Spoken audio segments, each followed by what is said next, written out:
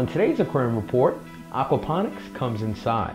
For those of you that are not familiar with aquaponics, aquaponics is one great circle of life. Aquaponics is a form of aquaculture where the waste produced by farm fish supply nutrients for plants to grow. The plants will of course absorb the nutrients, which in return purifies the water. On our aquaponics journey, let's first start with the Eco Cube, created by a couple of college students, Eric and Kevin. Back in January, Kevin and Eric launched a Kickstarter campaign for their Eco Cube, and they raised over $79,000 for their invention. Let's take a quick look at their new product. We all want a piece of nature, a window to another world, one we can enjoy and escape to every day. The problem is, most aquariums aren't natural ecosystems. They need to be heavily maintained, filters changed, water dumped, algae scrubbed. We know we could do better. We wanted a portal to nature, a living ecosystem that was both beautiful and hassle-free. So we created the Eco Cube. We integrated aquaculture, raising fish, with a process called aquaponics, an all-natural growth method using plants to filter water. It's the same way nature filters our oceans, lakes, and rivers. The filter was meticulously designed to promote root growth that absorbs all the waste created by the fish. So you never need to change filters or aquarium water, ever. The seeds come in an all-natural, NASA-inspired plant media. So once it gets wet, seeds sprout with ease. After the seed grows into a plant, the filter runs oxygen and nutrient-rich water through the plant, leaving only the cleanest water. This makes your fish very happy.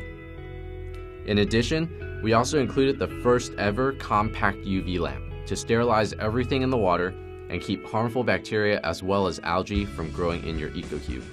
Next up is the AquaSprouts Aquarium Aquaponics Garden, which was just featured on cnet.com. AquaSprout has the same concept as the Eco Cube and is equally beautiful, but it puts its own unique spin on the equation. The AquaSprouts Garden just launched a Kickstarter campaign and has raised a total of $20,000 in just 36 hours. And it's easy to see why based on their video. Most of us love organic living and interacting with nature, but it's not always easy for us to make that part of our lives. We might not always have the time to drive to the country to go fishing or the money to pay for fresh, organically sourced food. So how do we accommodate our love for nature within a modern and sometimes urbanized lifestyle? To find an answer to that question, I built the AquaSprouts Garden, an aquarium aquaponics system that brings everything you love about nature indoors, utilizing aquaponics. Aquaponics follows a simple but beautiful concept. Fish and plants coexist in a symbiotic ecosystem. As the fish grow and produce waste, the plants use that waste as their nutrients, simultaneously cleaning the tank water below. As an avid fisherman and home gardener, I was fascinated by this concept, so I went searching for my own home aquaponics system. After not having any luck, I decided to build one myself that looked great in my apartment and grew a substantial amount of vegetation. Our aquarium is stocked with fish, and then covered with an easily removable grow bed filled with clay pebbles. Waste from the fish is pumped out and then converted into nutrients for the plants by bacteria in the grow bed, and clean water is cycled back into the tank. Ultimately, your garden will eliminate the need for a filter, making your garden a truly self-sustaining ecosystem.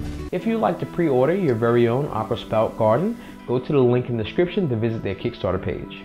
You can also learn more about the Eco Cube by going to their link in the description as well.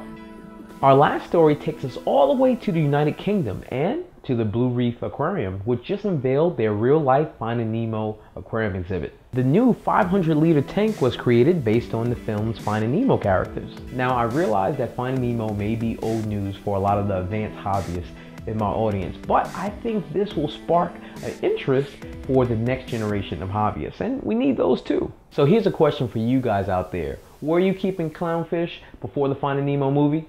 Be honest. Well, that's it for me today. If you guys have any newsworthy stories, please share them with me at www.thomasvisionreef.com. And until next time, this is The Ultimate Hobby.